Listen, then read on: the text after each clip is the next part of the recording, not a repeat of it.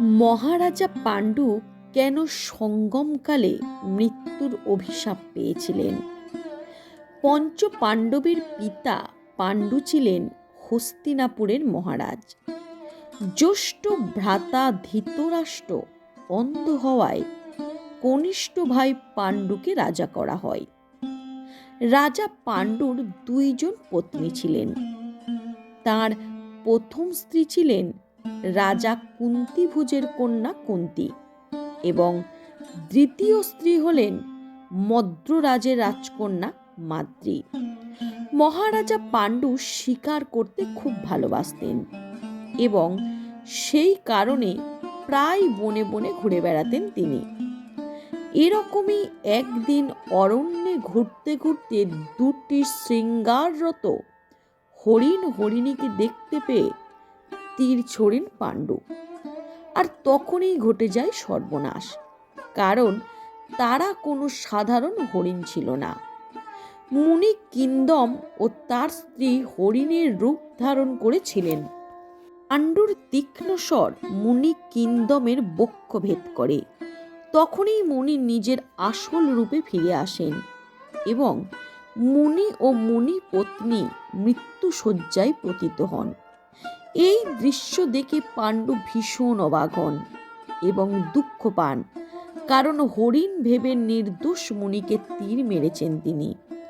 তখন মৃত্যুর আগে সেই মুনি রাজা পাণ্ডুকে এই বলে অভিশাপ দেন যে যেহেতু মৈথুন সময়ে তাকে হত্যা করল পাণ্ডু, তাই মৈথুন সময়ে রাজা পাণ্ডুরও মৃত্যু হবে। মুনির কাছ থেকে এই ভয়ঙ্কর অভিশাপ প্রাপ্ত হয়ে পাণ্ডু ভীষণ ভেঙে পড়েন।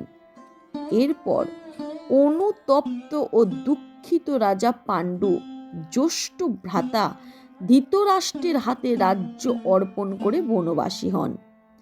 নানা স্থানে ভ্রমণ করে একসময় হিমালয় পর্বতে পৌঁছান তারা। সেখানে ঋষির আশ্রমে থেকে কঠোর তপস্যায় মগ্ন হন তিনজনে। এভাবে বেশ কিছুকাল তপস্যা করার পর পাণ্ডু তার স্ত্রীদের নিয়ে স্বর্গে যাওয়ার ইচ্ছা প্রকাশ করেন। কিন্তু তখন মুনি ঋষিরা জানান অপুত্রক ব্যক্তি স্বর্গে যেতে পারবে না, কারণ বংশ রক্ষা না হলে পিতৃগণের ঋণ শোধ হয় না। তখন হতাশ হয়ে পাণ্ডু তাদের জানান নিজের অভিশাপ প্রাপ্তির কথা এবং জিজ্ঞাসা করেন কিভাবে তার পুত্র লাভ হতে পারে।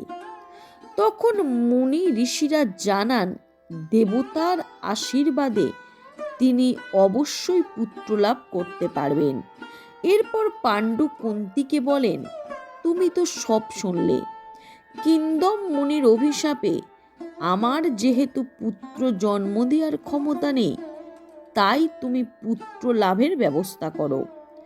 কুন্তি তখন জানান বিবাহের পূর্বে দুর্বাসা মুনির কাছ থেকে দেবতাদের দ্বারা পুত্র লাভের আশীর্বাদ পেয়েছিলেন তিনি। এই কথা শুনে পাণ্ডু ভীষণ আনন্দিত হন এবং কুন্তিকে বলেন এক্ষুনি দেবতাদের আহ্বান করে পুত্র লাভ করতে। তখন স্বামীর ইচ্ছেতে কুন্তি দেবতাদের আহ্বান করেন। একে একে 3 পুত্রের জননী হন।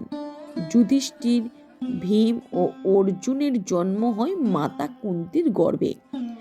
পাণ্ডুর দ্বিতীয় স্ত্রী মাদ্রী ও কুন্তির থেকে মন্ত্র নিয়ে দেবতাদের আহ্বান করে 2 যমজ পুত্র নকুল ও সহদেবের জননী হন।